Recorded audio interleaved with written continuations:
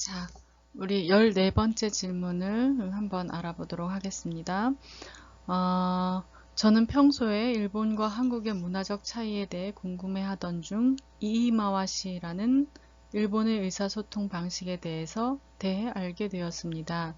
저는 이 문화가 일본인의 대화 방식을 잘 보여주는 표현으로서 자신의 의도를 간접적으로 이야기하는 돌려 말하기라고 이해하였습니다. 예를 들면 상대방에게 옆자리를 내어줄 수 있는지 묻고 싶을 때 직접 부탁하는 대신 누구누구씨 옆에 짐이 많네요 라고 돌려 말한다는 것입니다. 이에 비해 한국은 솔직함을 미덕으로 여기는 편이고 대화 시에도 예의를 지키는 선에서 직설적으로 서로의 의사를 표현함으로써 깊은 관계를 형성한다고 생각합니다. 만약 이러한 문화적 차이를 인지하지 못한 채 함께 대화를 하게 된다면 원활한 소통에 어려움을 겪거나 심한 경우 오해가 생길 수도 있다는 생각이 들었습니다. 이에 따라 이이마와시라는 문화가 연령이나 성별과 무관한 일본의 보편적인 문화인지 궁금하고 교수님께서는 이러한 문화적 특징이 생겨난 이유나 배경이 무엇이라고 생각하시는지 여쭙고 싶습니다. 이런 내용인데요. 여러분들 이이마와시라는 얘기 들어봤나요? 네마와시 이런 거는 굉장히 흔한 얘기죠. 네마와시. 네마와시는 뭐죠? 미리 이제 어떤 협상을 하기 위해서 미리 공감대를 갖는 그런 공감대를 가질 수 있도록 미리 뒤에서 이렇게 협상을 끝내놓고 결국에는 이제 본격적인 협상에 들어서서는 이제 다수결로 결정을 하는 그런 방식을 이제 네마와시라고 하죠. 미리 다 이제 협상을 해놓는. 그래서 일본은 어떤 협상을 할 때 뭐 싸울 일이 없어요. 별로. 그쵸? 근데 이마와시 이건 이제 돌려 말하다는 거예요. 돌려 말하. 직설적으로 얘기하지 않고 돌려 말한다든지 아니면 아주 임기응변을 잘 한다든지 이럴 때 이제 말을 잘 돌려서 한다 뭐 이렇게 얘기하죠. 그래서 일본에서 이게 질문자가 얘기한 것처럼 뭐 성별이나 연령이나 이런 것과 관계없이 누구나 다 일본 사람은 이렇게 직설적으로 얘기하는 것보다 약간 돌려서 말을 하면서 상대방에게 이렇게 충격이나 상처를 주지 않도록 노력하는 게 겸양이고 예의라고 생각하죠. 그거는 뭐 그 나라 그 민족의 문화이기 때문에 연령이나 성별 차는 없다고 생각을 해요. 근데 이제 어느 정도냐에 따라서 이제 조금 많이 차이는 있겠죠. 그렇죠? 이 정도의 차이는 있지만 대부분 일본 사람이라면 돌려 말하는 거는 아주 기본적으로 말이 원래 그렇게 해요. 그 다음에 돌려 말하는 것도 그렇지만 이제 수동형, 웃겜이라고 하죠. 이제 수동형으로 받아들이는 편, 내 말을 들으세요. 이렇게 얘기하는 거를 내 말을 들으심을 제가 받겠습니다. 이렇게 얘기해요. 자, 생각해 주세요. 이것도 생각해 주심을 내가 받겠습니다. 이렇게 얘기를 하는 것처럼 이제 수동형으로 얘기를 함으로 인해서 상대방이 좀 오해가 있고 아니면 뭐 조금 상처가 될 만한 그런 얘기들은 이제 충격을 완화하는 그런 어법을 사용해서 말을 하죠.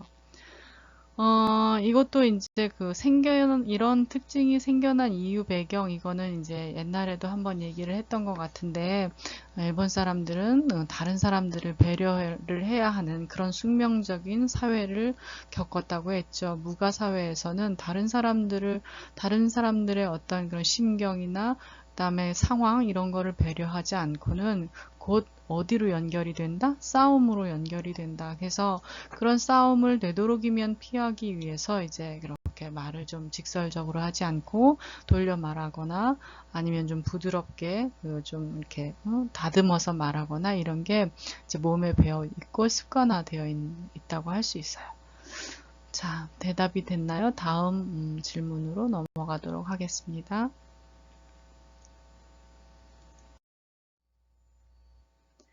15번째 질문은 2015년 통계청 기준 대한민국의 1인 가구 비율은 27.2%이고 일본은 15년 기준 34.6%로 두 국가 모두 1인 가구가 상당한 비율을 차지하고 지속적인 증가세를 보이고 있습니다.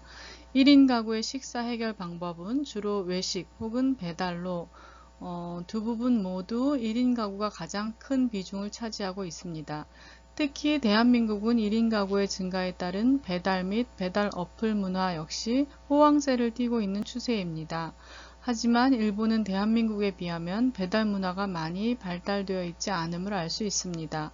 과거에 비해 발달되었다고 하더라도 배달 어플과 배달이 가능한 가게의 수는 현저히 적을 뿐만 아니라 배달이 가능하더라도 오후 11시까지만 가능한 경우가 많습니다. 실제 일본에 거주하고 있는 지인의 경우는 배달 자체가 되는 가게가 주변에 없고 그나마 배달이 되는 가게도 대한민국에 비해 배달료가 비싼 경우가 많다고 합니다. 배달의 민족이라는 어플 역시 14년도 일본 진출에 시도했지만 1년 만에 실패하고 철수하기도 했습니다. 대한민국보다 더욱 많은 비율의 1인 가구가 존재하고 그 비율 또한 지속적으로 증가하는 추세인 일본이 대한민국과는 달리 배달 문화가 발달하지 않은 이유와 함께 그 속에서 찾을 수 있는 대한민국의 1인 가구와 일본의 1인 가구 간의 생활 문화 차이에 대해 질문드립니다. 이렇게 질문을 주셨는데, 자, 일본이 배달 문화가 발달하지 않은 이유, 이거는, 글쎄, 일본은 택배는 많이 발달해 있어요. 그쵸? 택배.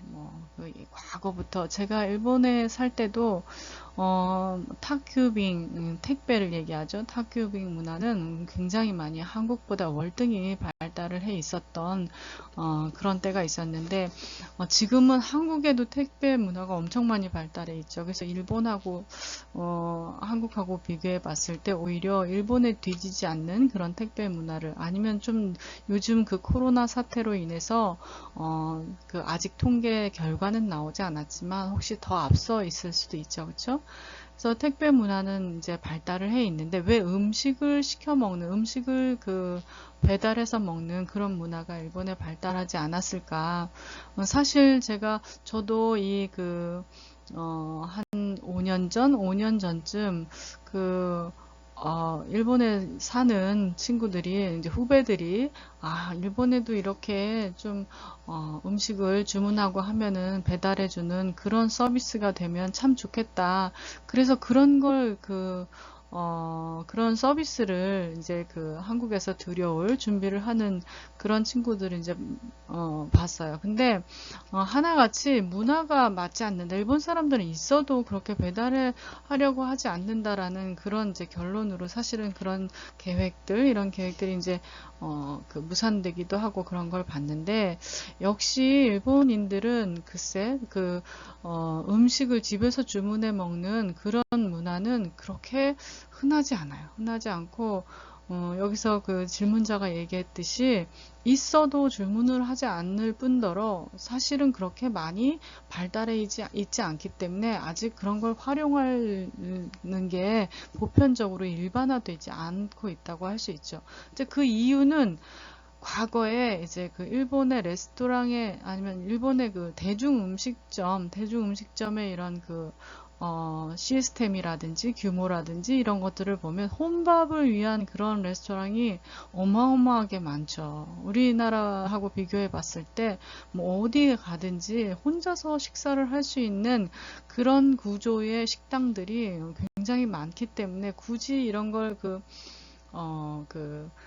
배달을 집에서 시키지 않아도 집에서 뭐 문 밖에 어디 잠깐만 가도 혼자 밥을 먹을 수 있는 그런 이제 이런 식당들, 라면집을 비롯해서 뭐 어마어마하게 많죠. 뭐 요시노야, 마츠야 이런 걸로 시작이 된 그런 혼자 밥을 먹을 수 있는 그런 이런 식당들이 이제 보편화돼 있고 일반화돼 있고,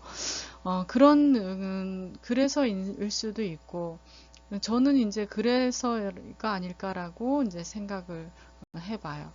그래서, 그리고 이거는 이제 경험이지만, 일본에서의 생활이 이제 집에서 혼자 생활하는 건 집에서 음식을 해 먹을 수 있는 뭐, 그런 집에서 음식을 먹는 이런 문화보다는 바깥에서 이제 식사를 즐기는 뭐 여러 가족들이 있으면 모를까 이제 가족 단위가 아니고 이제 1인, 그러니까 히토리 크라시라고 하죠. 이제 1인 가구일 경우에는 뭐 그 집에서 혼자 식사를 하나, 밖에서 하나, 집에서는 또 막 이렇게 뭐 배달을 해서 먹는다고 하더라도 또 배달해서 먹을 때 그 여러 가지 잔 그 뭐 노동력 뭐 아무튼 귀찮음 뭐 이런 것들이 이제 있잖아요. 그런 이유에서 그런 여러 가지 이유에서 일본에서는 아무튼 혼밥을 위한 레스토랑이 많기 때문에 배달이 굳이 필요 없지 않나라는 생각이 들고 또 그 일본 사람들은 그 1엔, 2엔, 뭐, 아무튼 10엔, 20엔 이런 거 얼마나 가격 대비 뭐 이렇게 해서 따지는지 몰라요. 근데 거기에 배달하는 노동력을 내가 줘야 되는 거잖아요. 그래서 배달비라는 거는 음식값 플러스 이제 그 배달하는 사람의 노동비를 줘야 되는 건데, 내가 조금만 나가서 그 수고하면, 아니면 들어오는 길에 먹고 들어오면 그런 노동비를 내가 지불하지 않아도 되는데, 굳이 노동비를 그렇게 많이 지불을 하면서까지 라는 생각을 하기 쉽죠. 일본인들이 굉장히 규모 있는 생활을 한다는 건 여러분들도 잘 아시죠? 그래서 국민 경제와 국가 경제 얘기를 하면서 일본인들은 굉장히 이게 서민적인 규모 있는 생활을 한다라고 얘기했듯이 그런 데서 오는 어떤 습관적인 그런 모습, 생활 모습이라고 보여져요. 그 다음에 그 1인 가족, 1인 가구가 일본의 1인 가구와 대한민국의 1인 가구가 생활 문화 차이, 그러니까 어떤 사람이 1인 가구의 그 영역을 많이 차지하고 어떤 연령대 또 뭐 어떤 성별이 많이 차지하고 있느냐에 따라서 다르죠. 그렇죠? 이거는 뭐 1인 가구의 생활은 비슷비슷하겠지만 어떤 연령대이냐, 어떤 성별이냐, 또 뭐 어떤 군이냐, 뭐 예를 들어서 직업군이면 직업군, 뭐 연령군이면 어떤 군으로 나누어 놨을 때 어떻게 다르냐가 조금 구분을 해내는 방법일 것 같아요. 뭐 전체 1인 가구 수가 뭐 1인 가구가 차지하는 퍼센테이지가 뭐 이렇게 한 30%가량 전후, 30% 전후 된다고 하더라도 이제 세부적으로 나뉘어서 어떤 부류가 어떻게 생활하느냐를 비교해 보지 않으면 비교의 의미가 별로 없을 것 같아요. 근데 이제 그 20대는 확실히 이제 뭐 일본이 많죠. 그쵸? 20대 성인이면 이제 독립을 해야 한다.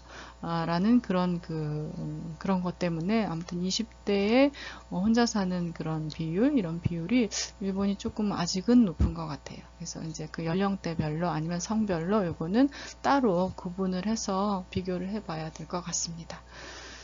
자, 여러분들에게 숙제를 내주는 것 같은데, 혹시라도 그렇게 따로 구분을 해보고 저는 아직 제 통계를 찾아보진 않았어요. 통계를 찾아보진 않고, 제가 알고 있는 범위 내에서 대답을 했지만, 혹시, 연령대, 그 다음에 성별, 이런 것들로 구분을 해서 찾아볼 수도 있을 거예요. 우리나라의 통계청과 일본의 뭐, NHK라든지 일본의 통계청은 가장 보편적으로 쓰고 있는 데가 저는 NHK의 그 세론조사, 여론조사라고 하죠. 그걸 많이 활용을 하고 있는데 아무튼 여러분도 한번 찾아서 그 비교를 해볼 수 있으면 해보기 바랍니다. 자, 다음 질문으로 넘어가도록 하겠습니다. 자, 16번째 질문은 일본에서는 우리나라보다 전기, 교통, 통신, 우정 등 공공성을 요하는 많은 부문에서 민영화가 이루어져 있습니다. 2018년에는 수돗물 민영화 법안도 국회에서 강행 통과했다고 합니다.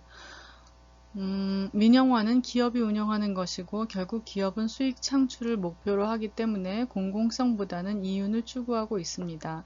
그로 인해 생기는 병폐가 있습니다. 예를 들어 일본은 공공요금이 상당히 비싸며 그중 고속도로 요금은 세계에서 최고 수준이라고 합니다. 민영화에는 장단점이 있겠지만 신중한 접근이 필요하다고 생각합니다. 민영화로 인해 요금이 폭등한 해외 사례는 쉽게 찾아볼 수 있습니다. 그렇다면 일본에서는 성공했다고 평가되는 민영화와 실패했다고 평가되는 민영화는 각각 어떤 것들이 있는지 질문드립니다. 이거는 글쎄 일본에서는 이제 국경이 힘들기 때문에 국가에서 경영을 하지 못하는 그런 상황에 이르렀기 때문에 이거를 이제 민영화하는 거죠. 그렇죠? 그래서 국영화일 때와 민영화일 때를 비교를 해서 어떤 측면에서 보느냐에 따라서 이게 평가가 달라지는 거죠. 그렇죠? 어느 누구의 측면에서 이걸 보느냐에 따라서 국영에서 민영으로 전환했을 때 어떤 상황이 벌어지느냐 뭐 이런 게 달라지는데 누가 보느냐에 따라 어느 측면에 서 있느냐에 따라서 좋았다 아니면은 뭐 성공했다 실패했다는 차이가 나는 것 같아요. 일본에서 국영을 민영화로 돌린 예 중에 우편 사업이라든지 이런 것들은 굉장히 애매모호한 그렇지만 나라에서 더 이상 질질 끌고 갈 수 없는 그런 상황이었죠. 근데 여기에서 중요한 건 국영이냐 민영이냐가 아니라 국영이냐 민영이냐 또 민영화 하느냐 뭐 성공했느냐 실패했느냐가 아니라 국민들이 거기에 얼마만큼 동조하느냐 얼마만큼 납득을 하고 따라가느냐 뭐 이런 게 중요한 사안이라고 생각을 해요. 일본 사람들은 여기에서도 저도 그렇지만 아무튼 일본에 있을 때 세금을 올리는 것도 그렇고 이거 국영에서 민영으로 전환을 하는 것도 그렇고 일본 사람들은 조금 반대하는 그런 표시는 내더라도 국가에서 운영하는 거, 국가에서 선택하고 결정한 거에 대해서는 그렇게 아주 목숨 걸고 반대하거나 뭐 이런 건 없어요. 대체적으로 다 이제 따라가기에 마련이고 따라가고 그 다음에 따라가면서 조금 불편한 사항들 이런 상황들이 있더라도 이제 개인이나 뭐 이런 감수를 하는 거죠. 그래서 꼭 이게 성공이다, 실패다, 이런 얘기들을 어느 한 부분에서만 할 수는 없는 것 같아요. 그래서 통계 자료를 이렇게 찾아보더라도 이게 성공했다, 실패했다, 이런 거는 나와 있지 않아요. 나와 있지 않고, 이제 민영화 하는 과정에서 뭐 세부적인 내용들 이런 것들은 각각 사업안에 따라서 기록은 되어 있겠죠. 근데 이제